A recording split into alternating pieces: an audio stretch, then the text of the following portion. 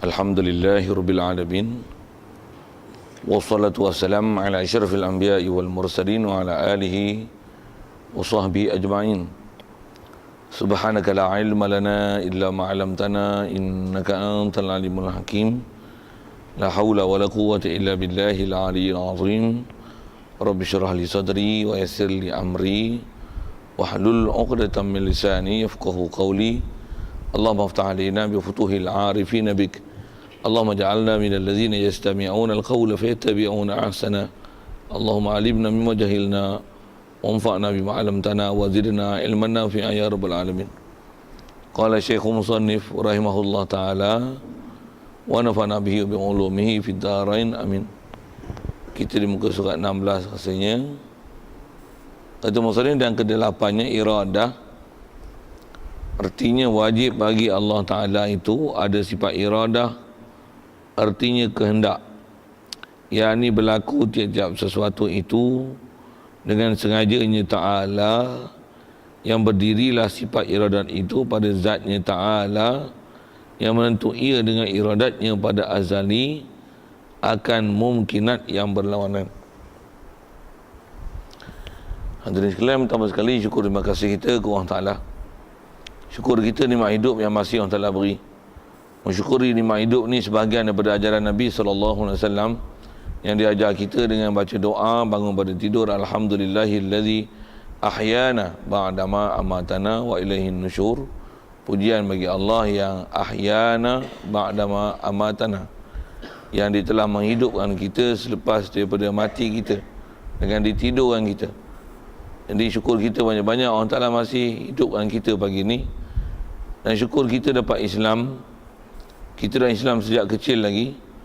Dan lebih-lebih lagi syukur kita pada Allah Ta'ala dijadikan kita boleh ke masjid, ke surau, dan boleh berada di majlis ilmu. Dengan itu dapat kita mempelajari, memahami, dan seterusnya membenarkan serta menerima apa saja ajaran yang dibawa datang oleh Nabi kita Muhammad SAW. Mentasdikkan, membenarkan apa ajaran Nabi SAW, itulah dikatakan iman.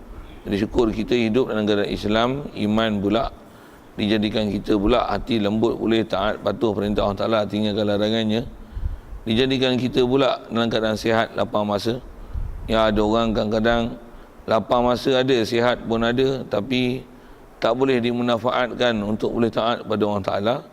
Allah Ta'ala beri pada kita kelapangan masa dan kesihatan. Dalam masa yang sama dia beri pula keupayaan pada kita untuk boleh datang ke masjid, ke surau, khususnya pagi ni untuk solat subuh berjemaah, dan diberi pula kita keupayaan untuk boleh duduk dan berada dalam majlis ilmu yang insya-Allah pagi ni kita nak meneruskan bacaan kitab daripada kitab Paku Iman ni, insya-Allah. Syukur banyak-banyak nikmat tu diberi pada kita, dan kita pula melangkah ke tahun baru. Makin banyak angka tahun tu, makin bertambah umur kita, makin dekatlah dengan mati, makin nak tinggal dunia. Sepatutnya makin tambah ilmu, tambah amalan. Jadi semaklah diri. Itulah kot ayat-ayat tazkirah wa. Baik, sambungan kita dan ke-8-nya adalah iradah. Situ sambung kita insya-Allah. Ya. Yang ke-8 adalah iradah, artinya wajib bagi Allah Ta'ala itu sifat iradah. Baik, ada sekalian kita nak sambung ni kalau dengan angka sifat ke-8. Kalau atas bilang sifat ma'ani, sifat yang kedua, kudrat, iradat. Jadi sifat kudrat, iradat ni adalah termasuk dalam istilah sifat ma'ani yang 7. Kudrat, iradat, ilmu, hayat, sama', basar, kalam. Atas penamaan ma'ani itu, maksudnya sifat ni dipanggil sifat zat. Sifat yang sabit, yang ada sungguh di zat Allah Ta'ala, yang dipanggil sifat wujudi. Kalau bahas tu pun banyak-banyak, agak panjang juga. Rasanya saya sebut begitu saja.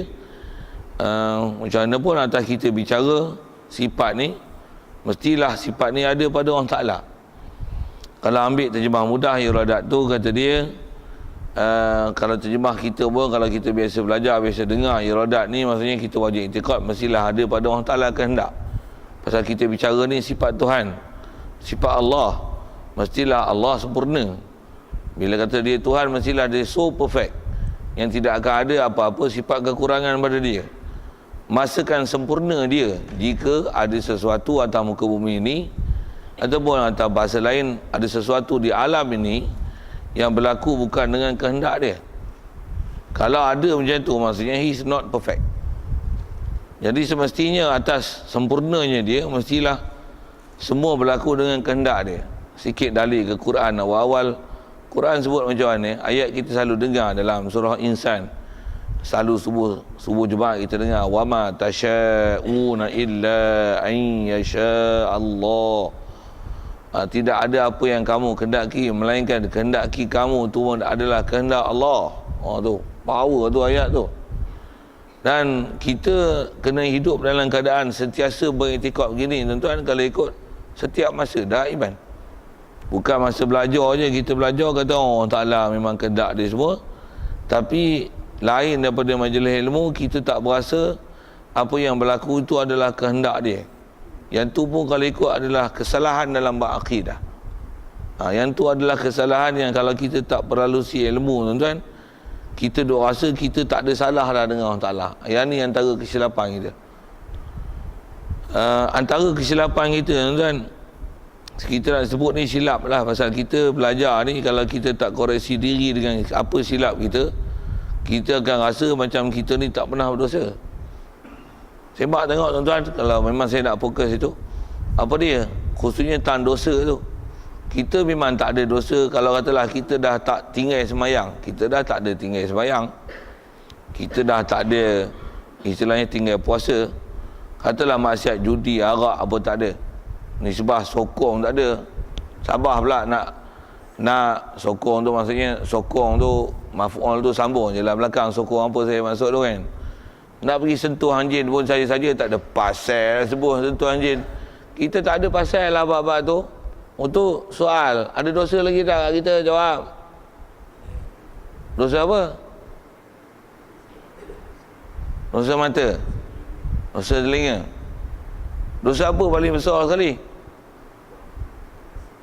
Dosa akidah kan? Dosa apa akidah paling besar sekali? Jaga-jaga. Sebaik ada jam. Tak ada jam tak bangun aku. Habislah kan? Habis apa? Habislah hang rasa hang bagi hidup tu jam tu yang sedar dengan kau. Habis syahadah lain tuan-tuan, asyhadu alla ilaha illallah. Satu kita bab-bab tu kadang-kadang kita tak rasa tu salah. Padahal salah itu besar lagi pada salah pegang anjing. Bukanlah galakan suruh pergi pegang anjing, tidak ada aku tampak lagi. Tapi saya nak kata apa tuan, salah tu besar lagi pada salah pegang anjing. Masa salah tu salah akidah. Salah anjing ni salah bengong bekah. Jadi nak sebut tak mana dosa ni yang kita kalau tak peralusi bab akidah, kita rasa kita dah tak ada salah bab akidah. Nabi Rasul tuan-tuan, benda besar dia datang, mesej dia, visi dan misi dia mengajar kita dengan kalau dengan ayat Qurannya, kalau atas kita sebut sabdaan Nabi, dia kata qulu la ilaha illallah. Kamu mesti say, you must say disebut la ilaha illallah. Sebut kita dah sebut lama dah. Cuma kalau lihat sikit ayat Quran yang masih berkaitan dengan la ilaha illallah tu, ada ayat Quran dalam surah Imran bunyi gini, ya ayyuhallazina aminu billahi wa rasulih. Those who believe. Yang tu kan, who believe. Bunyi terjemahan putih sikit begini. Who believe. Allah Ta'ala tujukan ayat ni kepada believers. We are believers. We are orang mukmin. Ya ayyuhallazina amanu. Wahai orang beriman. Apa Allah Ta'ala perintah? Aminu billahi wa rasulih. Orang beriman, Allah Ta'ala perintah apa? Beriman lagi dengan Allah Ta'ala dan Rasulnya. Kita tak beriman. Apa maksud ayat Quran tuju pada orang beriman, suruh beriman lagi? Apa maksud? Atas sebut ulama tafsir, aminu ya ayyuhallazina amanu aminu billahi wa rasulih. Berimanlah dengan Allah Ta'ala dan Rasulnya. Atas kata ulama tafsir, apa maksud berimanlah dengan Allah Ta'ala sedangkan kita dah beriman dah? Maksudnya you must teruskan istiqamahkan beriman dengan Allah Ta'ala. Ayat itu adalah mendilalahkan supaya kita ni sentiasa 24 jam. Yang kalau dengan ayatnya kita diajar oleh ulama-ulama sufi kita, ulama-ulama ahli sunnah wal jamaah kita sampai pernyataan yang keluar pada mereka selalu disebut dan jadi amalan mereka. Dia kata apa? Ma fi qalbi ghairullah. Tidak ada dalam hati aku selain pada Allah Ta'ala. Bangun je tidur, tak ada dalam hati tuan-tuan, melainkan Allah. Bangun je, alhamdulillah. Jalannya, alhamdulillah. Naik kenderaan, alhamdulillah. Alhamdulillahilladzi sakhkhara lana, subhanalladzi sakhkhara lana hadza wa ma kunna lahu muqrinin. Sentiasa ingat Allah Ta'ala.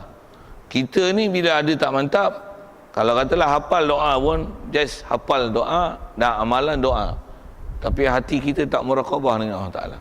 Hati kita tak berasa ini adalah kurnia Allah. Allah beri, Allah beri, Allah semua. Katalah even I want to touch a dog tu, siapa tentu yang berlaku kes tu? Allah. Atau faktor kita bicara cause effect, dah benda mungkar, kena ada amal makruf nahi mungkar, itu atas kita.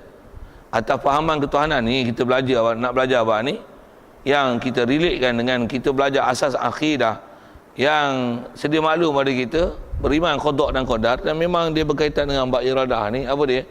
Kita wajib i'tiqad apa saja yang berlaku atas muka bumi ini tidak akan berlaku melainkan semuanya adalah dengan kehendak Allah.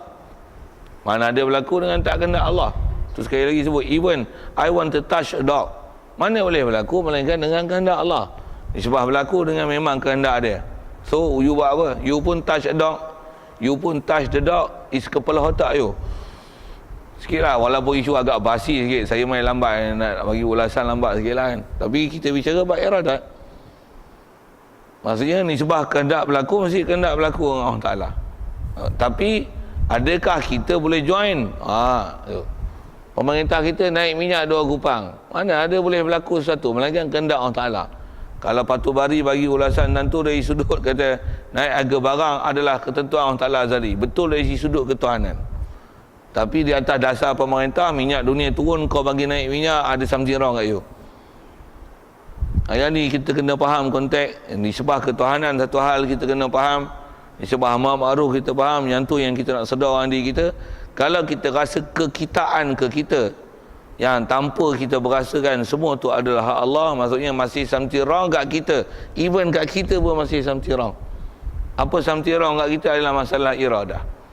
Antaranya kita tak rasakan bahawasanya semua ni adalah kehendak Allah. Ada lagi tak kena ayat kita. Walaupun dari sisi sudut kita punya Tuhan ialah Allah, kita dah tak ada buat maksiat macam saya sebut tadi, nuarak, judi, nak sokong pemerintah bodoh tu, tak ada lah. Nak touch a dog, tak ada lah tu. Tapi ada lagi kat kita rupanya, ada yang istilahnya kita tak, hati kita sepenuhnya muraqabah dengan Allah Ta'ala. Yang para Nabi dan Rasul tuan-tuan, mereka ni kalau berjalan, antara yang kita belajar dalam bab hadis Rasulullah, sabdaan dia dalam bab akidah dia dengan Allah Ta'ala ni, dia angkat kaki, dia kata ma khatautu khutwah illa, aku taklah melangkahkan setiap langkah yang aku langkahkan, melainkan aku akan merasakan Allah Ta'ala yang melangkahkan kaki aku. Masya Allah kan? Saya tak dapat tuan-tuan. Tuan-tuan kotlah wali-wali, memang hidup macam tu. Tuan-tuan melangkah, rasa Allah yang angkat kaki. Turun kaki, Allah yang turunkan. Tak letak kaki melainkan berasa Allah lah yang turunkan. Rasulullah itu akidah dia.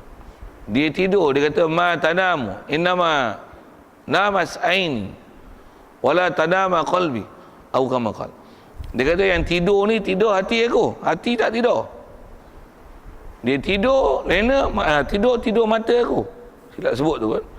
Tidur mata aku, hati tak tidur.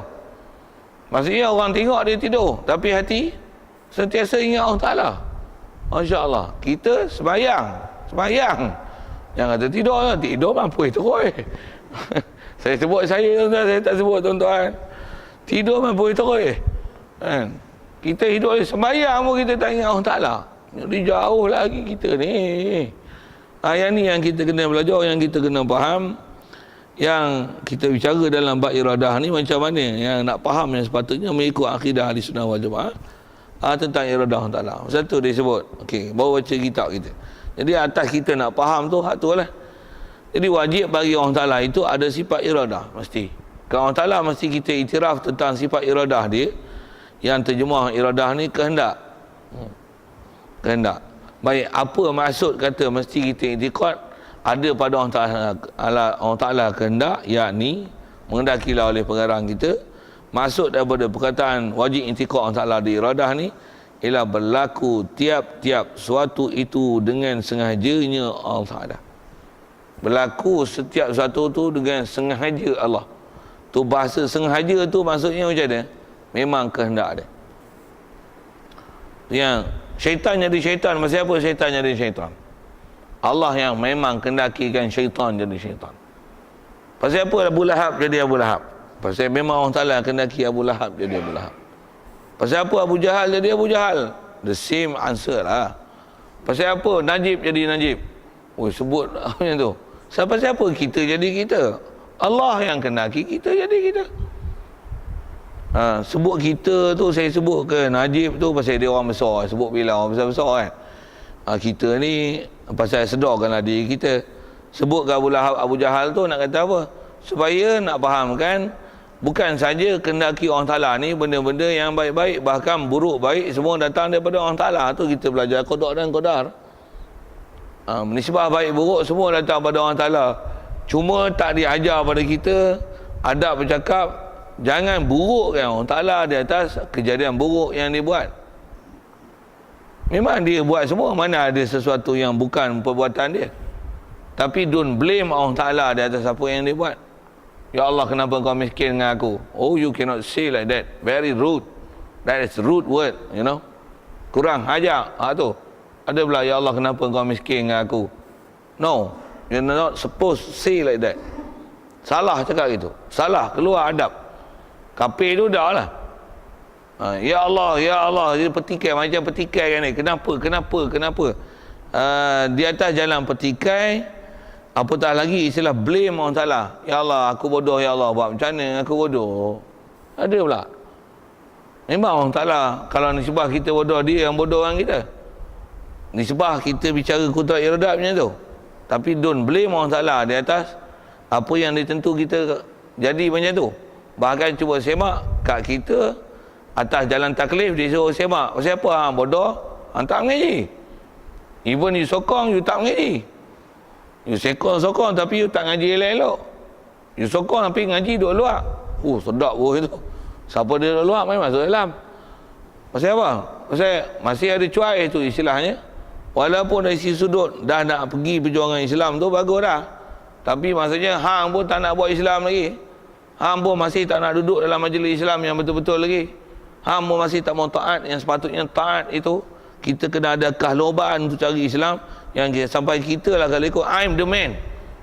Aku yang duduk depan, aku yang sepatutnya kena ngajar, aku sepatutnya yang pandai, aku sepatutnya di atas taklif kita ada choice itu namanya. Jadi kat kita dia ada pentaklifan tu. Atas kita bicara iradat, wajib i'tiqad, memang semua kehendak Allah Ta'ala. Cuma asal nak sebutnya ialah adab, kita diajar adab bercakap, kita tak blame Allah Ta'ala di atas apa benda buruk yang berlaku. Yang tu yang antara bab-bab kena faham tu. Baik, macam mana pun asal bercaranya, dia kata semua setiap sesuatu itu kalau atas maksud kita i'tiqad Allah Ta'ala ada iradat ni berlaku dengan sengajanya Allah Ta'ala. Yang sifat iradat ni kata dia berdiri sifat iradat itu pada zat Allah Ta'ala. Memang sifat ni ada di zat. Yang ni pun istilah sifat ada di zat.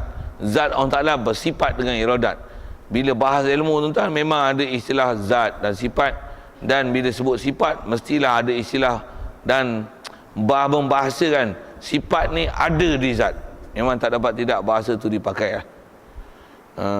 Tapi bukanlah maksudnya Allah Ta'ala ni dia kombinasi zat dan sifat. Subhanallah. Satu atas bahas ulama, kita bahas dengan ta'rif zat ialah diri Allah Ta'ala. Sifat adalah sesuatu perkara yang dinisbahkan ke zat. Jadi seolah-olah ada kombinasi. Tak, dia bukan kombinasi. Itu adalah hanya sekadar pembahasan dari segi ta'rif, kaedah bahas dan bercakap.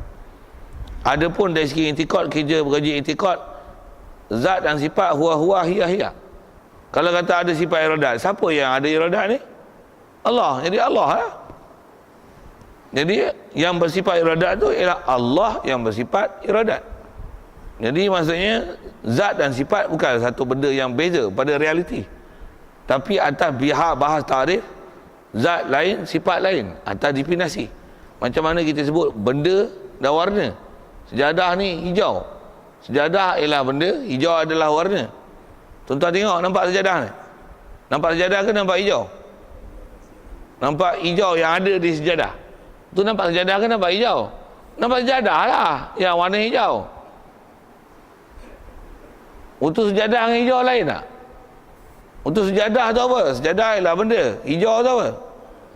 Warna. Untuk lain ke warna dengan sejadah tu? Sekali lah. Tapi atas bahasa dan istilah dan perbahasan, zat lain, sifat lain. Macam tu bahasa kitab macam ni.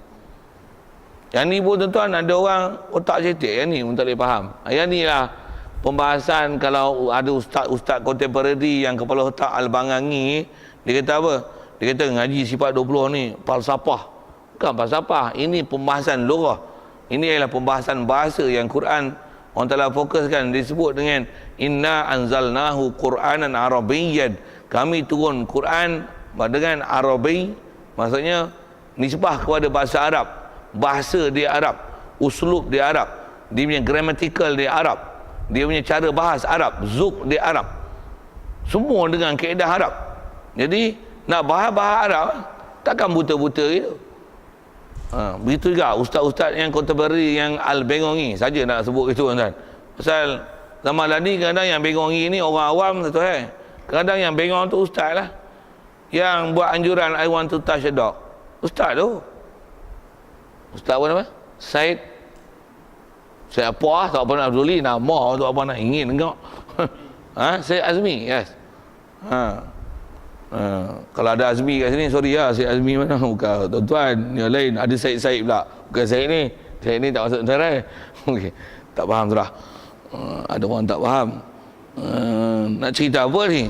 Nak kata ada Ustaz Al-Bangangi ni masalah ni. Pula tu anjurkan benda pelik-pelik, waktu keluar kenyataan pelik-pelik. Pula tu ada pula ustaz yang menyokornya, kata dia sentuh anjing ni tak haram. Ada tak? PhD lah tu, tapi bodoh macam sekolah tadika. Sekolah tadika, budak-budak pandai, budak-budak tengok anjing tak mau pegang anjing, tengok tahi tak mau pegang tahi. Dia boleh kata pegang najis tak ada masalah. Pegang tahi basuh lah. Memanglah pegang tahi basuh, tapi mana boleh melomor najis ke badan. Kalau tak lomor pun kita tak diajar prinsip mengotor, memegang benda najis. Quran sebut apa? Wasiyabaka fatahhir. Surah mana?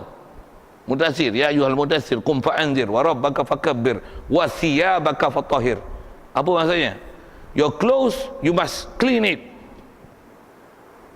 Allah Ta'ala perintah basuh apa? Pakaian. Tahir maksudnya jangan ada najis. Itu dia perintah apa? Wasiyabak. Your shirt, your clothes, you must clean it. Maksudnya if you wear it, you must clean it. Make sure it's clean. Itu masuk wasiyabaka fatahir. Soal, if your shirt you must make sure it must be clean, what happened to your body? You must clean it. Surely lah. Mula nak tepuk pagi meja pagi-pagi.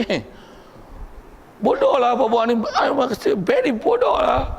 You tak mengaji ulama ahli sunnah wal jamaah tafsir macam mana? You punya pakaian pun kena bersih. You punya body you kena bersih, itulah kena istinja. Kalau kata sentuh najis tak haram, you kencing tak payah basuh. Nak semayang baru basuh. Siapa? Pancut je lah ikut mana? Sorry lah bahasa budak-budak tu. Tabur je ikut mana? Siapa? Apa gaduh basuh? Sedangkan tak istinja apa hukum? Jawab. Takkan tak ngaji bab taharah nak penampak pagi. Tak basuh kencing apa hukum? Kan Rasulullah pernah lalu kat tanah perkuburan, dia kata ni kena seksa ni. Pasal apa? Tak istinja pada kencing dan sebagainya. Tak jaga percikan najis dengan sebab buang air. Yang ni sebab kena seksa dalam kubur. Baik, bila jantung kena seksa pasal apa? Jantung kena dosa tu satu, dan dia punya efek dengan sebab tak pelihara najis tu. Silap kau semayang bawahnya najis. Kalau tuan-tuan dengar boleh faham tu, nampak bupak ni bodoh gila. Memang bodoh gila ni. Tu kata ada PhD tapi budak tadika pandai lagi. Tuan-tuan jangan terpedaya dengan golongan-golongan PhD. I tak ada PhD lah. Saya bukan nak bangga saya tak ada PhD tu, tapi nak kata tuan-tuan jangan tertipu dengan PhD zaman lah ni. Tambah kita kata orang yang didoktorate kan zaman lah ni, belajar Islam kat mana? Belajar kat Oxford, belajar kat Australia, belajar kat Amerika, belajar kat apa tau, pensyarah pun Yahudi. Tu yang kepala otak tu bingung, berbangga lah tu ambil gambar dengan Yahudi, hantar posing. Alah, kelakar dia orang ni. Pakai topi, pakai tie, bangga. Pakai serban, dah dia katanya. Nabi tak ajar kita pakai serban 24 jam. Yang dia pakai tie 24 jam, tak apa. Ni, kepala otak anjing. Bubuh tu senang. Geram tuan, geram.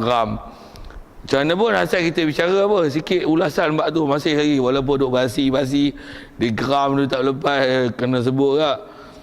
Nak cerita apa ni? Kata kita nak wajib itikad, disebah berlaku, semua berlaku dengan kehendak Allah. Okey, disebah kehendak berlaku Allah Ta'ala, you buat apa? Tu kita kena ambil take action dengan action yang betul. Tu yang Abu Jahal, Abu Lahab, pasal apa tak beriman? Kehendak Allah. Tapi Nabi Muhammad buat apa? Diteruskan kerja dia. Dakwah ialah dakwah, amar ma'ruf ialah amar ma'ruf, nahi mungkar ialah nahi mungkar. Ilmu adalah ilmu. Jibril duk datang bagi ilmu, masih kutip 23 tahun bukan 2-3 hari Tuan-tuan macam mana boleh tuan-tuan memada dengan duduk lenggak kat tiang, tak ada ilmu, tuan-tuan kutip, tak ada catatan tuan-tuan nak ambil, tak ada nak upgrade ilmu. Yang dulu tak boleh baca Quran, sekarang boleh baca Quran. Mana boleh macam tu? Something wrong kat you. Saya selalu tegur hak tu. Sepatutnya kalau 20 tahun mula alik masjid, mesti sepatutnya jadi ustaz dah. Kalau tak jadi ustaz pun boleh jadi tazkirah lah. Sekiranya ada base ilmu yang walaupun tak formal je, pergi sekolah sambil duk pergi sembahyang maghrib, subuh, duk ada kuliah-kuliah macam ni, sepatutnya ada a big value situ yang tuan-tuan mungkin ditabur permata tapi tuan-tuan tak kutip. Tuan-tuan kutip nasi lemak je, tuan-tuan kutip bihun je, tuan-tuan tak kutip yang saya duk tabur ni. Kalau tuan-tuan belajar tafsir, tuan-tuan dah dapat satu tadi, wasiyah baka fatahhir. Pakaian pun disuruh kita cuci, apatah lagi badan kita. Siap, you can catat something. Tu big point today. Kita belajar kerana bukan nak boleh ambil 100 ayat sekali. Satu tuan-tuan hari-hari. Learn a word a day. Orang putih katalah. Kalau dah years, you get 365 masalah words. Kalau masalah ilmu ni macam tak ada ilmu apa, bodoh. Okey, sikit usik-usik itu kan. Baik, balik pada asal kita bicara, yang ni ialah semua kehendak Allah. Disebab kehendak Allah ialah kehendak dia, kat kita, kita kena jalan apa kerja kita. Satu sekali lagi kau sebut sirah Rasulullah dia dakwah, dia memang fahamnya semua kehendak Allah. Nisbah orang Ta'ala perintah hijrah tu, dia hijrah. Pasal apa? Kehendak Allah. Tu yang tak beriman, dan tak beriman. Tapi kerja dakwah terus jalan. Orang tak mau, buat cara tak mau, yang mau bagi mau. Pasal kita orang yang tak mau, lagipun syariat awal-awal Rasulullah tak ada lagi syariat perang. Jadi yang mana tak mau ni tinggal dengan dia, orang Ta'ala perintah hijrah. Tapi bila dah duduk Madinah, dah ada tapak, dah ada base, ada kerajaan Islam, dah kukuh, ada pula penindasan daripada puak kafir, perang. Sampai perang kan, tahap kita mengaji. Jangan tak tahu, satu kalau ada orang kata apa pergi Syria, pergi perang, lah memang ada lah dalam hukum Islam, hukum perang. Yang ni yang ucapan PM dia kata apa? Kita jadi negara maju disebabkan kita melaksanakan negara Islam atas dasar Islam yang apa disebut? Moderate. Dan tu kot lebih kurang bahasa dia kan. Tak faham dengar saya sebut. Kita melaksanakan Islam yang moderate, tak ekstrim macam ni. Yang ni yang menyebabkan Islam sampai ke tahap maju.